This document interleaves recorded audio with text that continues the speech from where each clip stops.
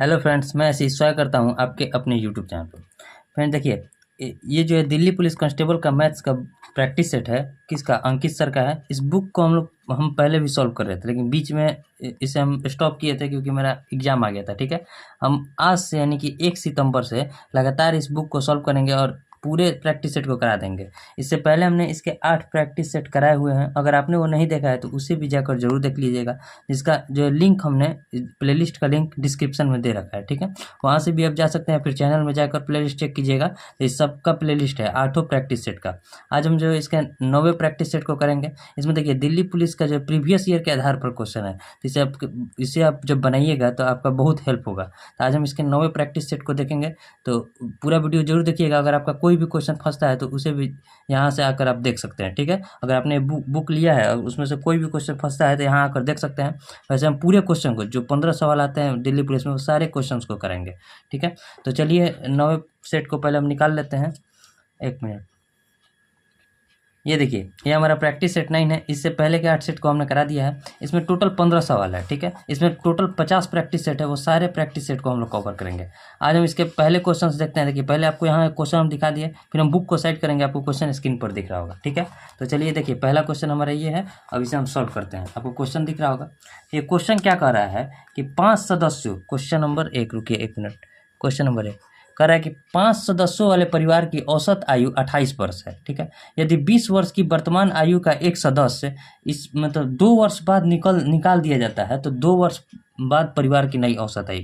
यही क्वेश्चन है। देखिए, 5 सदस्य का जो वर्तमान औसत आयु है क्या है? 28 वर्ष है।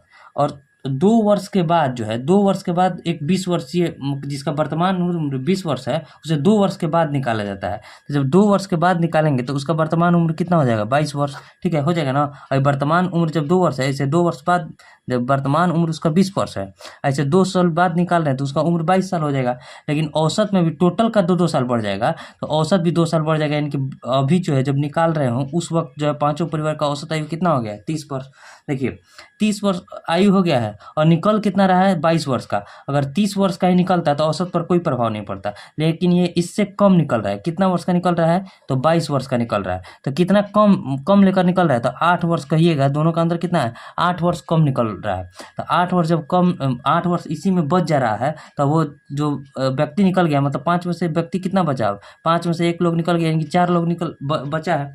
अब ये 8 जो है एक्स्ट्रा जो निकला है, 8 इसी 4 लोगों में बटाएगा, तो कितना? 2-2 का सबका औसत बढ़ जाएगा। यानी कि अब 30 वर्ष जो औसत है, कितना 2 वर्ष बाद औसत हो जाएगा? 30 + 2 कितना हो गया? 32 वर्ष। 32 वर्ष ये हमारा आंसर हो जाएगा, यानी कि ऑप्शन डी। देखिए फिर से समझाते हैं। 5 व्यक्ति का औसत आयु कितना है अभी? 28 वर्ष। 20 वर्ष का एक व्यक्ति जो है 2 साल बाद निकल रहा है, तो उम्र कितना है? 22 वर्ष का हो गया होगा 2 साल बाद, यानी कि 22 साल का निकल रहा है। ठीक है, 22 साल का व्यक्ति निकल रहा है, लेकिन सबका भी उम्र 2-2 साल बढ़ा होगा, तो औसत भी 2 साल बढ़ गया होगा। यानी कि औसत कितना हो गया टोटल पांचों परिवार का? 30 वर्ष। 30 वर्ष में से देखिए 22 वर्ष का व्यक्ति निकल रहा है, यानी कि 8 वर्ष अभी एक्स्ट्रा छोड़ कर जा रहा है वो। अगर वो 30 लेकर जाता तो उसे कोई औसत पर प्रभाव नहीं पड़ता, लेकिन वो 8 एक्स्ट्रा छोड़ कर जा रहा है। तो व्यक्ति अब कितने बचे? 4। इन्हीं 4 लोगों में वो बटाएगा कितना? 8 वर्ष। तो कितना? सबन में 2-2 वर्ष, मतलब सभी का औसत में 2-2 वर्ष की वृद्धि हो जाएगी। तो कितना? 30 वर्ष पहले था, अभी 2 वर्ष और बढ़ गया, तो कितना हो गया? 32 वर्ष। 32 वर्ष कौन सा ऑप्शन में था? ऑप्शन नंबर डी में। ठीक है, अब देखिए क्वेश्चन नंबर कौन सा? Question number 2। क्वेश्चन आपको पहले दिखाते हैं। ये देखिए, यही हमारा क्वेश्चन नंबर 2 क्वेश्चन आपको दिख रहा होगा। ठीक है, क्वेश्चन देखिए क्या कह रहा है कि एक संख्या को 3 से विभाजित करने पर भागफल 52 तथा शेषफल 2 प्राप्त होता है। संख्या को 17 से विभाजित करने पर हमें शेषफल क्या प्राप्त होगा? बहुत इजी क्वेश्चन है। देखिए, 3 से विभाजित कर रहे हैं तो 52 भागफल तथा शेषफल 7 बच रहा है, यानी कि भाजक गुने भागफल और प्लस शेषफल होता है संख्या। तो संख्या कितना हो जाएगा? तो 3 दूनी 6, 3 5 15, 156 और 7 कितना होता है? 100 शेषफल 2 भी 2 शेषफल बच रहा है। तो 156 और 2 कितना होता है? 158। देखिए, 3 से विभाजित करने पर 52 भागफल तथा 2 शेषफल बच रहा है। क्वेश्चन में कर रहा है तो 3 भाजक गुने भागफल प्लस शेषफल बराबर संख्या आ जाएगा। तो कितना संख्या आ गया? 52 × 156 प्लस 2 158 हमारे पास संख्या आ गया। अब बोल रहा है इसी संख्या को जब हम कितना 17 से विभाजित कर रहे हैं तो हमारा शेषफल क्या बचेगा? देखिए, 17 नंबर ये कितना होता है? 153। 153 में 158 से 153 घटा कितना बचा? 5। यही हमारा शेषफल होता है, यानी कि शेषफल क्या बचेगा? 5। कौन से ऑप्शन में? तो ऑप्शन नंबर सी में। बहुत ईजी प्रश्न है, लेकिन सारे क्वेश्चन जो है प्रीवियस ईयर के आधार पर दिया गया, तो इस सारे क्वेश्चन को आप जरूर लगाइएगा, इससे आपको बहुत बेनिफिट होगा। अब देखिए जैसे क्वेश्चन नंबर 3 क्या कर रहा है हमारा, क्वेश्चन नंबर 3 पहले हम आपको क्वेश्चन दिखाते हैं। क्वेश्चन देखिए यही है हम क्वेश्चन, अब क्वेश्चन को साइड करते हैं। क्वेश्चन देखिए क्या कर रहा है कि, एक मिनट, क्वेश्चन कह रहा है कि कोई धनराशि ब्याज दर से 20 वर्षों में 4 गुना हो जाती है, तो ब्याज का वार्षिक दर क्या है। मान लीजिए प्रिंसिपल है और अमाउंट हो जा रहा है, तो साधारण ब्याज पर रह रहा है, 1 रुपया जो है अमाउंट कितना हो जा रहा है, 4 गुना हो जा रहा है, यानी कितना बढ़ गया ब्याज, 3 रुपया ब्याज बढ़ा है ना, 3 रुपया कितना साल में बढ़ा है, यानी कि देखिए ऐसा ही आ गया हमारे पास, ब्याज आ गया 3 रुपया और टाइम दिया है 20 वर्ष, ठीक है, और मूलधन कितना है, मूलधन हमारे पास है 1। तो हमसे क्या पूछ रहा है, रेट पूछ रहा है, तो रेट बराबर क्या होता है, SI इंटू 100, ठीक है, इंटू P मतलब मूलधन इंटू समय, ठीक है। SI कितना है 3, SI 3 है और 100, ठीक है, और मूलधन कितना है, मूलधन है 1 और समय कितना है 20 वर्ष, तो 20 पंजे 100, 5 3 15%, 15% जो हो जाएगा हमारे पास रेट हो जाएगा। कौन सा ऑप्शन में, तो ऑप्शन नंबर सी में। अब देखिए नेक्स्ट क्वेश्चन, क्वेश्चन नंबर 1 बन गया, 3 बन गया, अब क्वेश्चन नंबर 4, ठीक है, क्वेश्चन नंबर 4 पहले हम आपको क्वेश्चन दिखाते हैं। ये क्वेश्चन देखिए, क्वेश्चन क्या कर रहा है कि किसी वस्तु पर उसके क्रय मूल्य से 35% अधिक मूल्य अंकित किया गया, यदि वस्तु बेचकर 20% लाभ होता है तो वस्तु के अंकित मूल्य पर दिया गया छूट प्रतिशत क्या है। देखिए एक है MP, ठीक, और एक क्या है, एक है SP और एक है CP।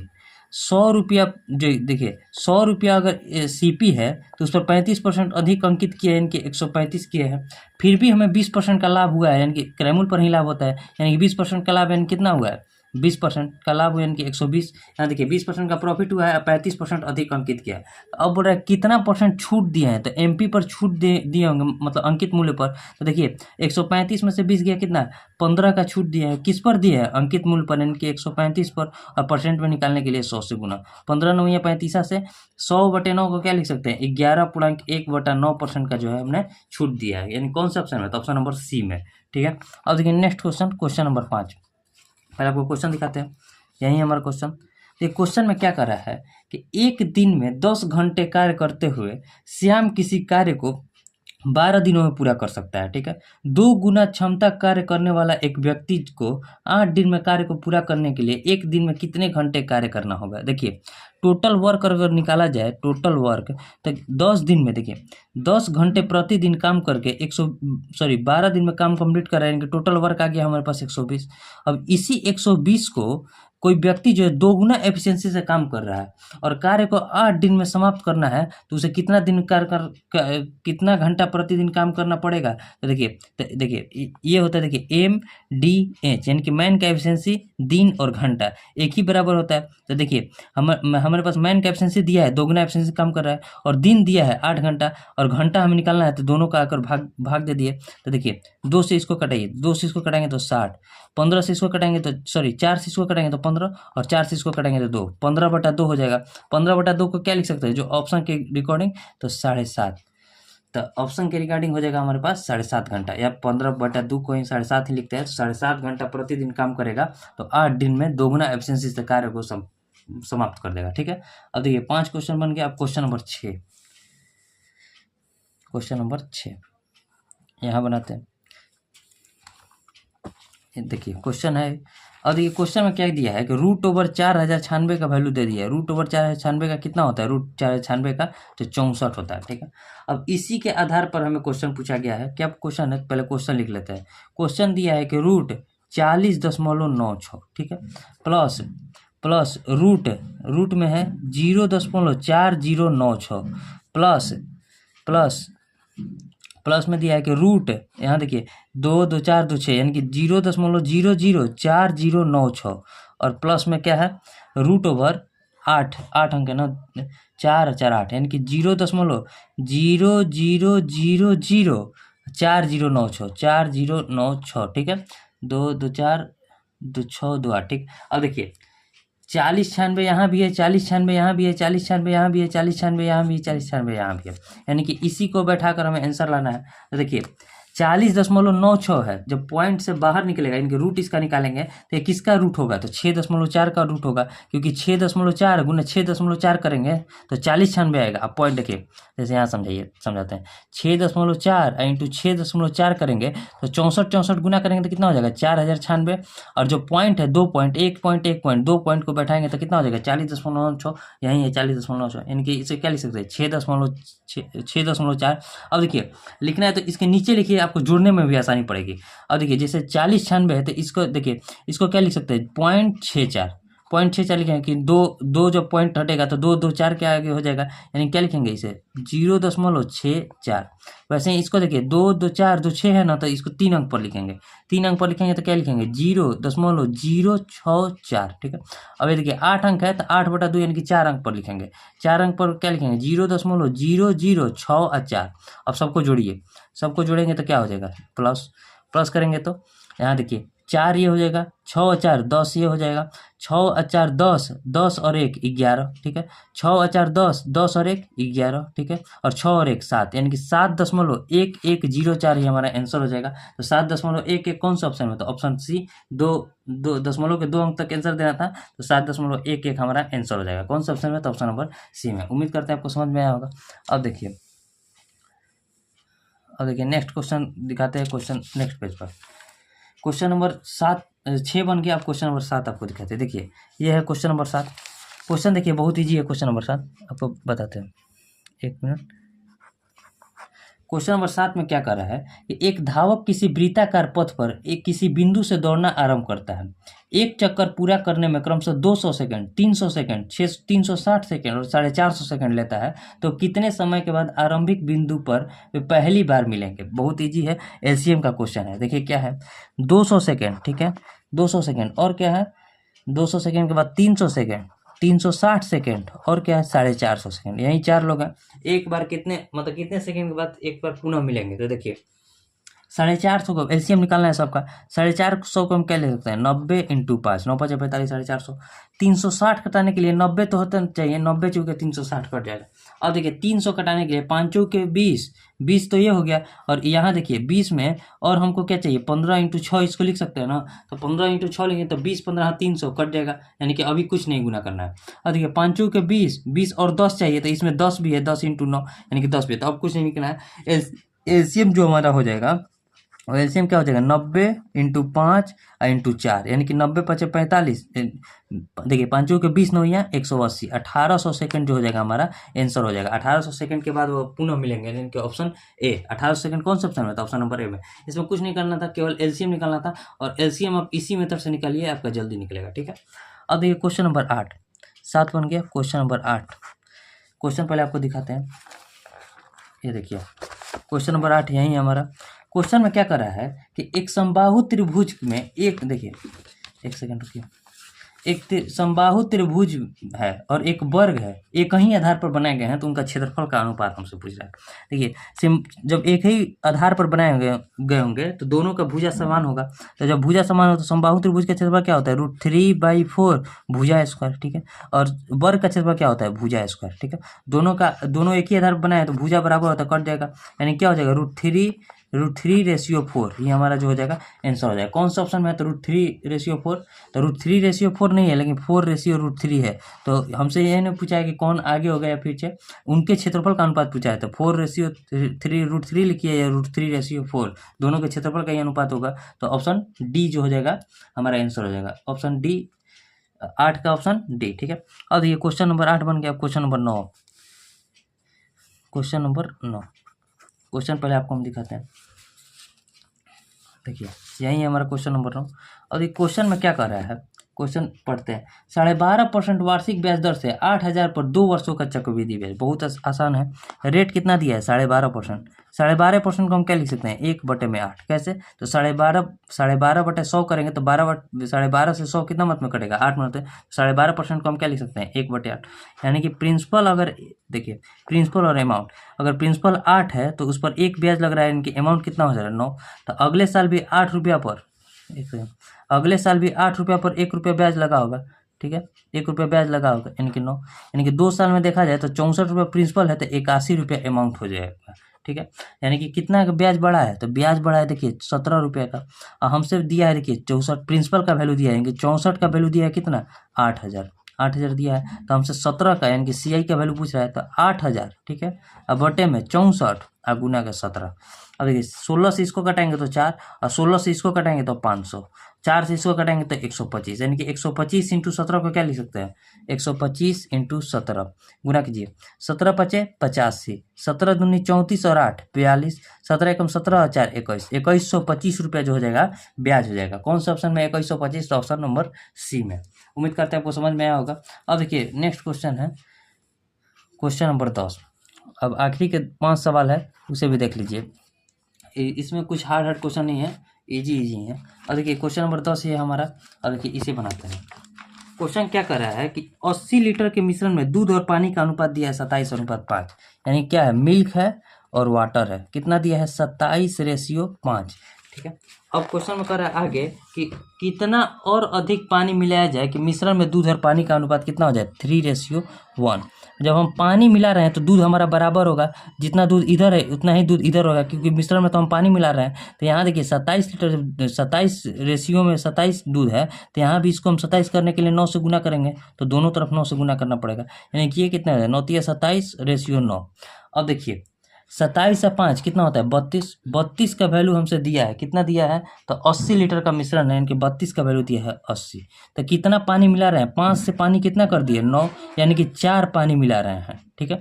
तो 4 पानी का वैल्यू कितना हो जाएगा, जब 32 का वैल्यू 80 है तो 4 का वैल्यू कितना हो जाएगा, तो देखिए यहाँ भागा 8 हुआ है, तो इसमें भी हम भागा 8 कर देंगे, तो 8 से भाग करेंगे तो कितना हो जाएगा 10 लीटर पानी मिलाना पड़ेगा। 10 लीटर कौन से ऑप्शन में है, तो ऑप्शन नंबर बी में। उम्मीद करते हैं आपको समझ में आया होगा। अब देखिए नेक्स्ट क्वेश्चन नंबर 11, बहुत ईजी प्रश्न है, ये सबसे बन गया होगा, ठीक है। और ये क्वेश्चन नंबर 11 क्या है, यही हमारा क्वेश्चन है। और ये क्वेश्चन क्या कर रहा है कि दो उम्मीदवार एक चुनाव में एक उम्मीदवार को कुल मतों का 60% प्राप्त हुआ, विजेता को हारने वाले उम्मीदवार से कितने % अधिक प्राप्त हुआ। देखिए पूरा 100% पर वोटिंग हुआ होगा, विजेता को 60% प्राप्त हुआ है, तो जो हारा होगा उसे 40% प्राप्त हुआ होगा। तो अब बोल रहा है इससे कितना % अधिक प्राप्त हुआ है, तो देखिए 20% अधिक प्राप्त हुआ है किससे 40% से, और गुना परसेंट में बताने के लिए 100 से गुना, तो 50% जो है अधिक मत प्राप्त हुआ होगा। 50% कौन सा ऑप्शन में है, तो ऑप्शन नंबर डी में। अब देखिए नेक्स्ट पेज ले लेते हैं, एक मिनट। क्वेश्चन नंबर 10 बन गया है, अब क्वेश्चन 11 बन गया, question number 12। Question number 12 question देखिए क्या है कि क्वेश्चन क्या है कि एक घड़ी 144 रुपये में बेची गई, यदि लाभ का प्रतिशत संख्यात्मक मान क्रयमूल्य के बराबर था तो घड़ी का क्रयमूल्य ज्ञात करना है। देखिए इसे 2 तरीका से बना सकते हैं, सबसे बेस्ट रहेगा इसे ऑप्शन से बनाना, लेकिन हम पहले आपको मेथड बताए थे, उसके बाद ऑप्शन से ही बताएंगे।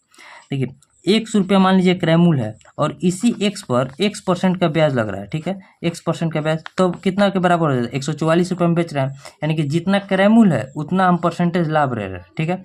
यानी कितना हो जाएगा x प्लस x² बराबर 144, ठीक है।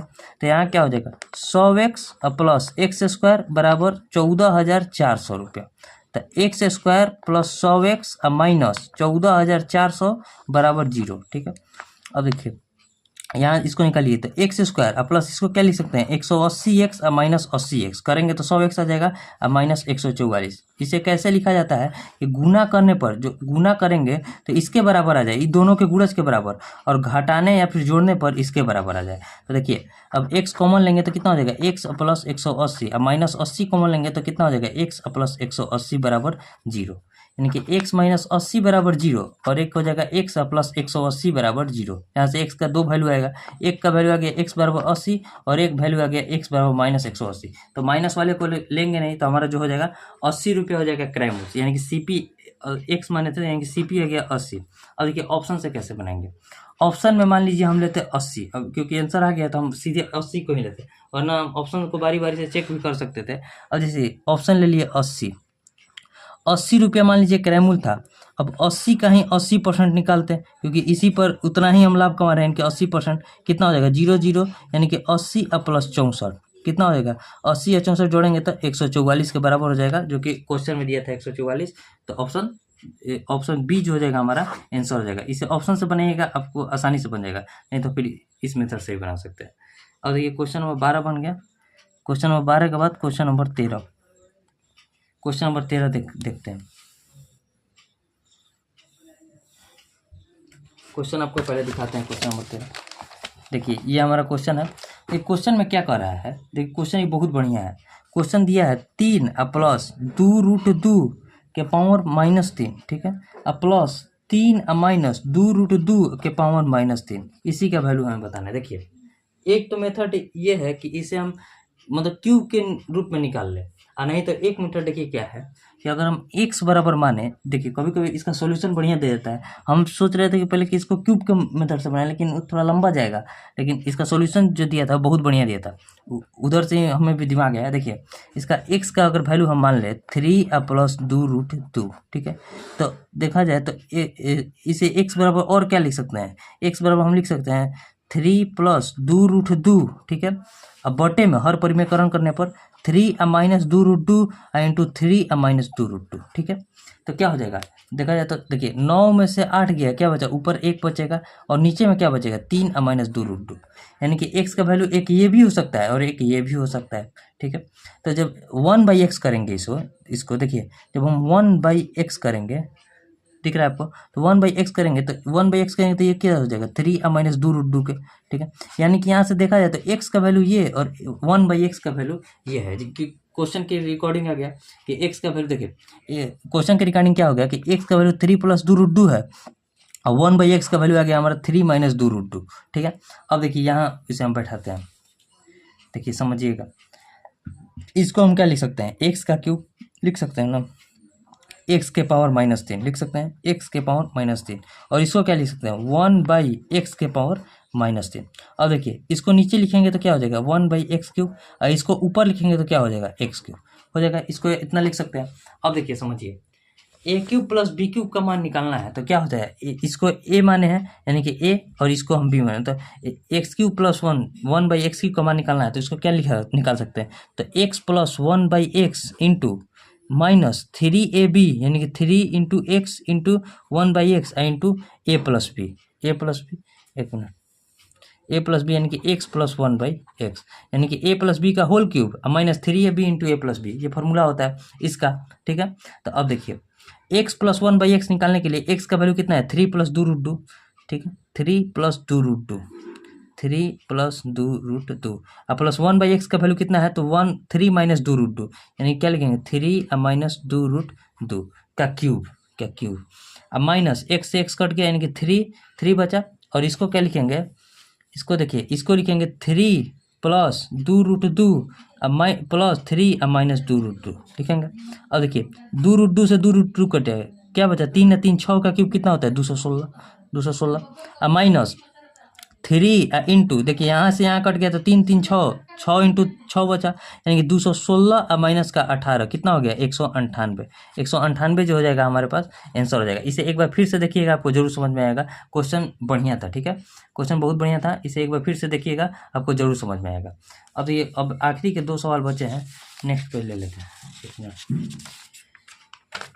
अब देखिए आखिरी के 2 सवाल, क्वेश्चन पहले हम आपको दिखाते हैं। क्वेश्चन नंबर कौन सा बचेगा, क्वेश्चन नंबर 13 बन गया है, क्वेश्चन नंबर 14, क्वेश्चन नंबर 15। तो ये क्वेश्चन नंबर 14 क्या है, क्वेश्चन ये है हमारे पास। और एक क्वेश्चन पहले पढ़ते हैं कि 2 पाइप ए और बी एक टंकी को क्रमशः 30 मिनट और 45 मिनट भरते हैं। पाइप सी टंकी को 36 मिनट में खाली कर देता है। यदि पहले ए तथा बी को खोला गया और 12 मिनट के बाद सी को खोला गया तो कुल कितने समय में टंकी भर जाएगी। देखिए ए है, बी है और सी है, सी खाली करने वाला पाइप है। ए जो है कितना 36 मिनट में टंकी को भर रहा है, ठीक है, और बी जो है 45 मिनट में टंकी को भर रहा है, और सी जो है सी क्या कर रहा है 36 मिनट में टंकी को खाली कर दे रहा है। तो ओवरऑल तीनों का एलसीएम कितना हो जाएगा, टोटल वर्क हो जाएगा, यानी 36 बचे 180, 45 चौके 180 और 30 छका 180, यानी 30 में 180 से भाग देंगे तो एफिशिएंसी कितना हो जाएगा 6 और 45 में 180 से भाग देंगे एफिशिएंसी 4 और 36 बचे 180, लेकिन ये खाली कर रहा है तो माइनस का पाइप होगा।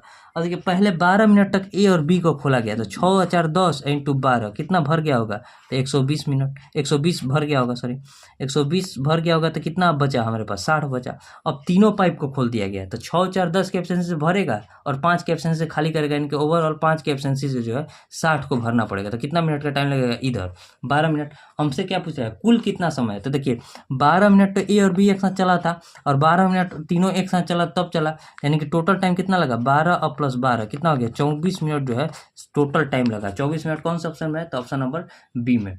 बहुत आसान प्रश्न है, सभी से बन गया। अब देखिए लास्ट क्वेश्चन है क्वेश्चन नंबर 15।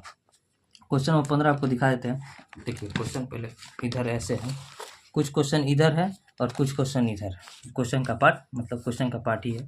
अब ये क्वेश्चन नंबर 15 क्या है, लेकिन बहुत इजी प्रश्न है। क्वेश्चन है कि एक व्यक्ति बिंदु ए से बिंदु बी की ओर 15 किलोमीटर पर घंटे की चाल से तथा बिंदु बी से बिंदु ए की ओर 30 किलोमीटर पर घंटे की चाल से तय करता है।